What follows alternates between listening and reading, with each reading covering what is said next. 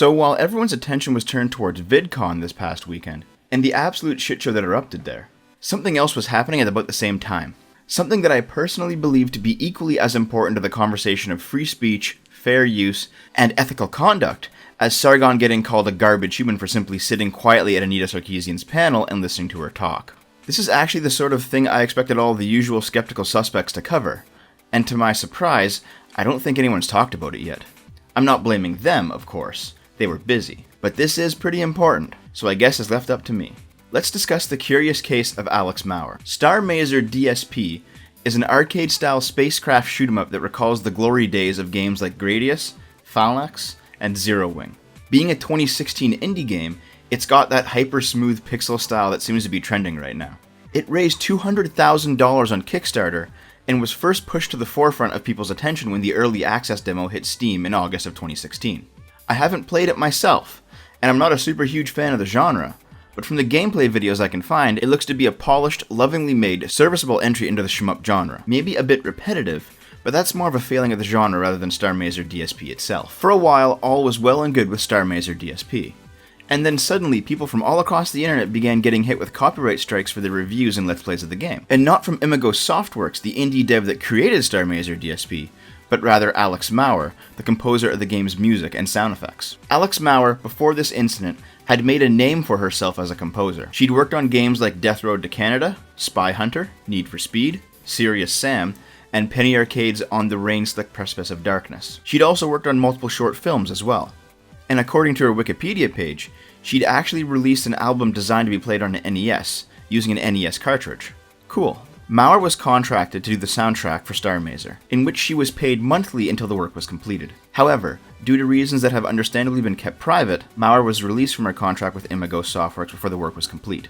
Due to non-disclosure agreements and the general state of the games industry, I don't think we'll ever find out exactly why Maurer was let go. But I think we can extrapolate from what I'm about to show you in this video a pretty accurate picture of the situation. Maurer claims that the contract she signed was legally binding to a game called Starr, not Starr DSP, and that because she was let go before she completed the work, all of the music and sound effects in Starr DSP are her own intellectual property, and that it is her right to levy a copyright strike against any YouTuber or streamer that plays Starr DSP on their shows. However, if we take a peek at Maurer's contract, which has actually made the rounds on the internet, we can see that the contract specifically states that her position is work for hire, meaning that any content she creates under this contract is explicitly owned by Imago Softworks, not Maurer personally. Furthermore, Imagos' position on this contract is that it covers both Starr and all related Starr products, like Starr DSP. Maurer's counterposition is that, because she was released from the contract early, without completion of said contract,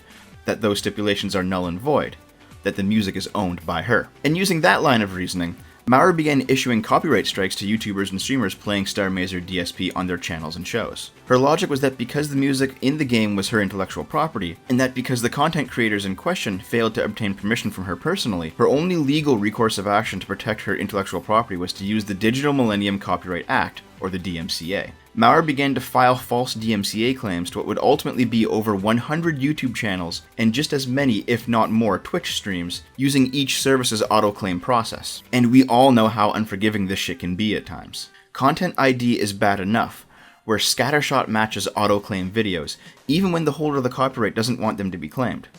But on both of these platforms, somebody like Maurer can show up, file a claim, and it just goes through. Nobody at Twitch or YouTube actually looks at the claim. It's all automated. It just goes through without a hitch, and it's on the channels involved to actually appeal them. And these strikes are no laughing matter for anybody who seriously values their channel. They constitute legal action that the platform must act upon in one way or another, and many channels have vanished, never to return, due to both valid and invalid DMCA notices.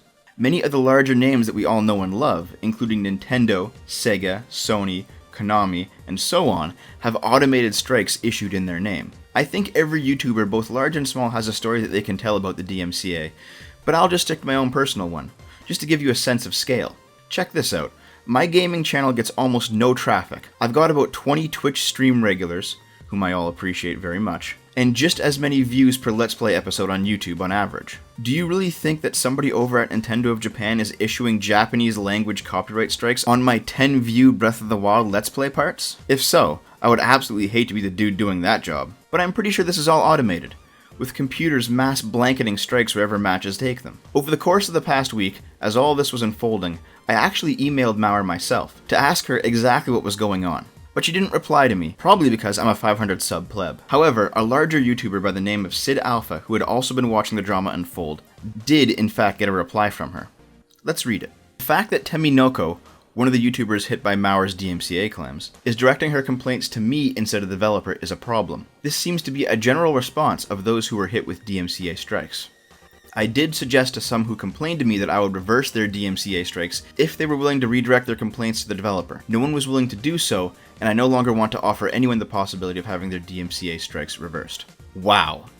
So, this is what this sounds like to me. Mauer, it sounds like you're pissed from being let go from Imagos Softworks. It sounds like you believe you should still have that job and be paid the remaining money from finishing the contract out. And it sounds like, rather than keep your dispute between you and Imagos, you would rather press gang YouTubers into fighting for you in the court of public opinion, by filing DMCA notifications against their videos and then telling them to redirect their complaints to Imagos. Except Imagos didn't file the notification. You did. That's your name there on the strike, nobody else's. Let's be charitable towards your interpretation of events, Alex. Let's assume that Imagos Softworks let you go for a completely bullshit reason. Let's assume that you're entirely innocent, and that you should have been able to complete your work and get paid as promised. Let's even assume that Imagos Softworks' actions towards you were illegal. Why do you think that gives you the right to start issuing notifications against uninvolved third parties?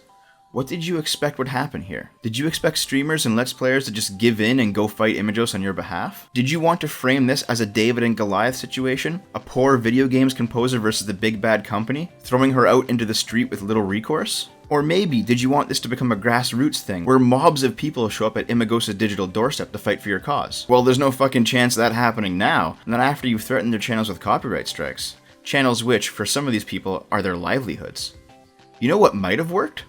Alerting the games press. Yeah, Kotaku and Polygon and the others are absolute shit suckers, but you're an indie woman apparently getting trampled by a company. They'd lap that shit up. They'd signal boost it among their crowd, and you may have actually ended up with some support. Or maybe contacting the YouTubers and streamers playing Starr DSP without a DMCA claim, and informing them of the situation and asking them to help raise awareness. Even a GoFundMe for your legal action would have probably worked. All of these options were available to you, but you chose to pursue legal action against uninvolved individuals. I'd ask you why, but I think I have a pretty reasonable assumption here. You don't really have a leg to stand on regarding your claims, and you know it. There are legal consequences to filing a false DMCA claim. Mauer lives in the USA, as do many of the people she's filed against, making the legalities of the situation a bit more straightforward.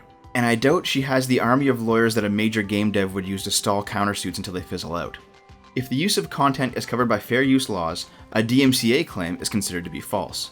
And even if the use of content is not covered by fair use laws, a contract that Mauer signed states that she does not actually own the content. And a DMCA claim filed for content one doesn't own is also considered to be false. Abuse of the DMCA does have legal consequences. If Mauer's interpretation of the contract is upheld over the course of any legal battle she undertakes with Imagos Softworks, many of these strikes and claims will also be upheld as legitimate. But if Mauer's interpretation is not upheld, she has opened the door wide for many content creators to set precedents regarding copyright law as it pertains to streams and Let's Plays, as well as absolutely destroying herself financially and legally. Either way, I think she's already destroyed herself professionally. Despite her impressive body of work, I don't think anybody would ever dare hire her again. However, as the week went on, rather than back down, apologize, delete Facebook, lawyer up, and hit the gym, Mauer decided instead to double down. She began filing DMCAs against people who had done videos on Duck Game and Death Road to Canada, games unrelated to the Imagos debacle but ones that she did work on, as well as sending a cease and desist to Turner Broadcasting due to their own involvement in Duck Game. Holy shit. Let's see what she actually has to say about it. I don't have to give anyone permission to have my music be in their videos. I told people to contact Imagos because Imagos is responsible for releasing a game that violated copyright. Also, I don't think that video recording yourself playing video games is a realistic job. Creating video games is, and it is a very risky business to be in. This is a continuation of her previous stance regarding her owning the rights to Starr DSP's soundtrack, not Imagos. But it's also a rebuke that many content creators face by a lot of less than charitable individuals, that it's not a real job. A job is what pays the bills, period. Alex, did you know that at one time, being involved in television wasn't considered a job? Or being involved in radio? Did you know that at one time, people stood around in a field to watch very basic airplanes fly about 40 or 50 feet, say to themselves, golly gee, isn't that something, but never once considered that a multi-billion-dollar industry would spring up from that innovation? Every single time there's a new invention or new medium, there will be people who may think that it's a novelty, but does not actually consist of any real work beyond hobbyism. Let me repeat. Alex, streaming and Let's Playing is not a real job to you, likely because you're 34 years old and grew up in an environment where such a thing was unthinkable. Thankfully for the rest of us, we've moved beyond that. And as a quick aside, TotalBiscuit got involved in all this bullshit too, quipping that for this not being a real job, it sure as hell can afford the lawyers that Alex's real job seemingly can't.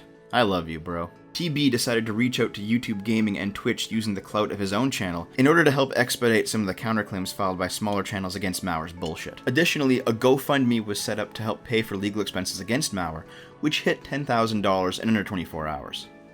It's still going, by the way, so please go donate if you can. At the time of recording this video, they need another 2,000 American, and I have confidence that we can scrape it together. Additionally, even though it's been a very long time since August 2014, the internet still has no tolerance for unethical practices, and I'm personally absolutely proud of you guys for that. Here's Mauer addressing Temi Neko, the content creator she mentioned earlier as being one of the ones she refused to back down on. Thanks for helping me get death threats for doing nothing wrong. These death threats are coming from people who have my address. They are literally ruining my livelihood, as in whether or not I'm alive. Happy? Now, of course, I don't think anybody should be sending actual fucking threats to anybody. And man, if you're doing this sort of thing for the lulz or whatever, please stop. But, doesn't this whole thing sound familiar to any of you who went through Gamergate? Didn't Brianna Wu, Nita Sarkeesian, Zoe Quinn, and many others start complaining about this type of shit as soon as they started getting seriously criticized for their unethical practices? Maybe the call of victim bucks was just too seducing for Mauer to ignore. But unlike the aforementioned fraudsters, there's probably not going to be much money for Mauer in all of it. She's destroyed absolutely everything around her to the point that even the SJW gaming cabal seems to be reluctant to get involved. Over time, Mauer's comments on the topic began to become more and more deranged. Fucking playing video games is not a job! Exclamation marks. If there was a way to DMCA punch you in the face through my computer screen, I would. You and your fucking friends do not have the right to post videos with my music. The DMCA system exists so I can say no when the creepy fucking people like you are trying to fuck my music. Fuck you. This sounds like a 50-50 mix of a grumpy old father who doesn't approve of his kid's career choice and a whining child who's throwing a tantrum when things don't go her way. Another YouTuber by the name of Musical Anti-Hero managed to get a hold of Alex Mauer and conduct an interview regarding this whole Starr Mazer DSP debacle. There was honestly nothing too special about it. Musical Anti-Hero brought up the same points that many others brought up regarding the use of DMCA, YouTubing being a legitimate source of income, and so on. Mauer, of course, restated her positions. But the video Musical Anti-Hero did on the interview was, you guessed it, hit with a copyright claim by Alex Mauer. The video itself had none of Mauer's content, and none of Imagos' content in it. It was entirely Musical Anti-Hero's content. What was Mauer's twisted reasoning this time? He used an old photograph from before my gender transition in his video. It's an extremely sensitive issue for trans people. I asked him to take it down and he said he would. Over 12 hours later it was still up, so I decided to report it.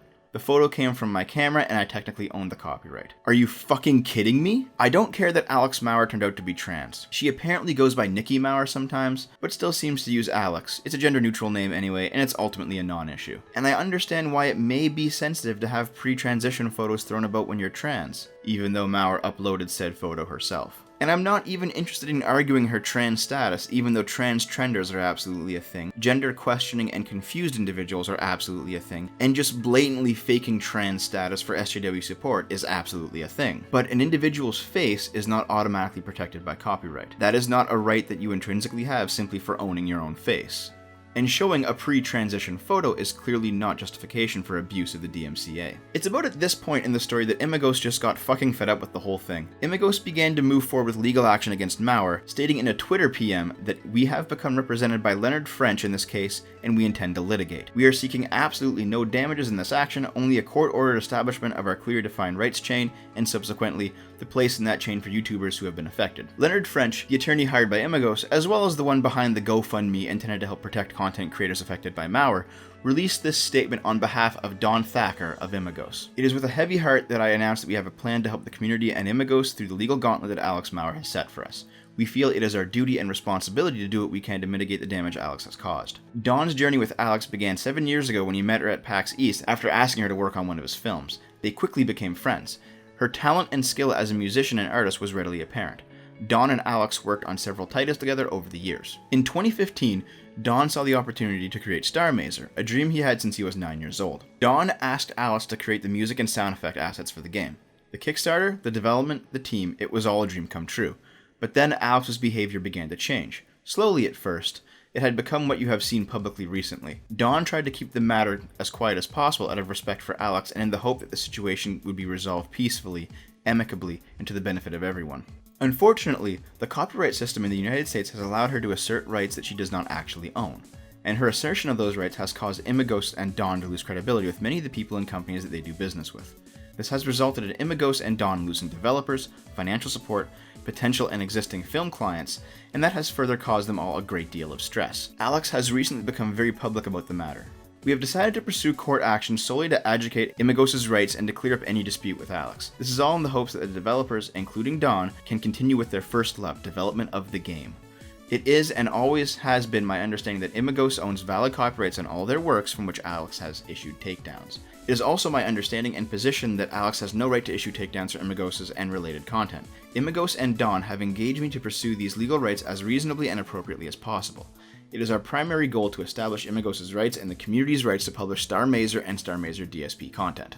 Meanwhile, Maurer continued her long descent off the deep end. I just expect former clients to not disclose copies of paperwork containing my contact info, redacted social security number, and signature. For all I know, you creepy fucking scumbags might Photoshop my signature from the document into other things, to sign me up for shit like credit cards or God knows what the fuck. Go ahead. I dare you to fucking do that and see how long Dawn Thacker remains out of jail. Oh, and if you could all stop threatening my life now, that would be good. For all I know, someone is going to be standing outside of my house waiting for me. I may as well go buy a gun for protection. Let's see your doxing. That's 1x, love. Fucking faces, meet me outside of my house with all that shit now. I guess that's a part of the job description for YouTuber now? Death threats and meeting people outside their doxed fucking houses? There's a lot to reply here, but I'll just say one thing. There is no job description for YouTuber. It's apparently not a real job. SidAlpha, the original YouTuber that actually managed to get a reply from Maurer back when this all started, was soon sent another message from her that simply stated, "I want to literally kill you." In a short span of time, she went from being apparently fearful of her life from death threats to issuing one herself. SidAlpha's reply was only, "Oh, do you?" Maurer quickly replied again with, "Never ask for my comment again. You are a cyberbully, 100,000%. And, you are transphobic. Seriously, you think your fucking cisgender world is all that exists? You think I don't own a photograph of myself? Then you're a fucking robot. I want to kill myself, but I have to kill you first." It's here that we've hit the rock bottom of the situation, and also where Maurer herself has hit rock bottom in her personal life. What comes next is entirely my own speculation, but I think this is what happened. Alex Maurer's mental health has been on a slow decline for a while now. I think this decline caused her to lose her job with Imagos, which most likely contributed to Maurer's furthering instability due to her close friendship with Dawn Thacker, the man who had befriended her nearly a decade ago and brought her on as both a colleague and pal. This was likely extremely personal for Maurer. It wasn't about the YouTubers and it wasn't about Imagos, it was most likely about Dawn. It could have been a betrayal of friendship on the job. It could have been romantic in nature. It could have been just the slow decline of an individual due to other unrelated mental problems that was compounded first by the firing and second by the massive internet backlash. Who knows? I don't think any of us ever will. But this all smacks of a personal dispute that exploded wildly into the realm of DMCAs and SJW bullshit. And yes, I do say SJW bullshit for a reason. Alex Maurer followed a tried and true formula that Gamergate knows well. You start with unethical practices. Add in a spice of accused privilege and power for your opponent. When things hit the court of public opinion, cry harassment to all your detractors. When things get worse, claim bigotry by any possible metric you can. In this case, transphobia. Overblow any death threats, insults, and harassment you may receive, and begin issuing similar death threats, insults, and harassment yourself. There's one big difference though. At the end of this formula, all the big SJW names, the Zoes, the Anitas, they get money, prestige, and protection. Instead, Maurer got isolation, legal repercussions, and eventually a complete mental breakdown causing her to seek the help that she so obviously needs. Leonard French, Imagos' lawyer, posted a video on Maurer's final collapse. For the past 4 days, I anticipated I would be working on the legal and procedural parts of the case. Unfortunately, if you've been following the case, what has happened instead is the defendant, Alex Maurer, has been sending many more and more unhinged messages that eventually became actual threats of imminent bodily injury or harm. At one point, I was threatened with having my windows broken, my building set on fire, There were some colorful ones in there that I'll leave out because I don't want to encourage it. There was, of course, this ever-present image of a knife to her neck, and she said that that wasn't a suicide threat, it was something else. Literally, she said something else. Okay, whatever that is. I have been searching and investigating and doing a lot of behind-the-scenes efforts to try and find Alex help. And the long and the short of it is that we were able to get Alex some help. Not me alone. It was an effort of a lot of people, including people I didn't expect. So, thank you for all of you who came together to help an obviously suffering individual in her time of need. The DMCA claims have been redacted. Alex is receiving some form of help which has been kept confidential. And yes, the legal action is still going forward. I think it's important to really split this into two discussions here. Alex Maurer has abused the DMCA, has hurt a lot of people, and must face whatever appropriate punishment is deemed necessary for that. Imagosa's rights need to be protected, as do the rights of the content creators dragged into this unwillingly. At the same time, Alex Maurer is clearly suffering. She did all of this of her own volition, but guys, it's not worth her life or her health. She's still a person who needs help. Her actions, and her punishment for those actions, and her issues and the potential for her recovery are two different things. I want to make one thing absolutely clear. It is my opinion that the curious case of Alex Maurer ended on a good note because despite her self-claimed status as a trans woman in the gaming industry, Alex Maurer had no institutional support from the usual anti-Gamergate suspects. No journos, no Gamergazi, no feminist frequency, no crash override, nothing from the usual suspects on Twitter or YouTube. I'm sure she, at one time, positioned herself as the next Zoe Quinn, at least in her head, but thankfully that didn't manifest in reality. When the support wasn't there from the SJW clique, the only option left was to seek professional help. Which really makes me think, how many others that Gamergate knows so well are in the same boat? What if there's a nugget of goodness in people like Zoe and Anita and Brianna and so many others, covered up by years of bad habits, of corruption, of self-destructive tendencies, of social justice inculcation? SJWs and feminist YouTubers are, slowly but surely, starting to come around. Not becoming anti-SJW or anti-feminist zealots, but at least beginning to use their critical thought processes more actively, and getting punished by the clique for it. Lacey Green is a great recent example of this. She's nowhere near to being an anti-feminist as far as I can tell, but just talking to the antis has caused her own group to excommunicate her. It's my opinion that the hardcore strands of social justice indoctrinate in the way that an extremist, intolerant religion does. And when the ideology is threatened, the natural reaction is to go deeper and deeper down the rabbit hole. I don't know if Alex is actually trans and that her transness brought her into social justice, which inevitably led her into the sorry mental state she found herself in. Or if her claims of being trans were a side effect of an already fragile mental state to begin with. Here's what I do think though. Alex Maurer's claims of transphobia near the end point, as a person who already had emotional or mental issues, showed that those issues were rapidly compounded by exposure to extremist social justice views. Like any religion, like any cult, the SJW mindset needs only a small opening to turn your average person with a bit of depression into an emotional wreck, self-destructing constantly and taking everything down with them. I think this is what happened to Alex Maurer. And I think if people like Zoe and Anita and Brianna didn't have the massive amount of wealth, connections, and privilege that they do, it would be happening to them too. But in the end, it was a good thing that Alex Maurer didn't have them, because her lack of them is what allowed her to get the help that she needs. And at least, regarding that, I am very happy for her. But please, stop selling chiptune albums for $1,000, Alex.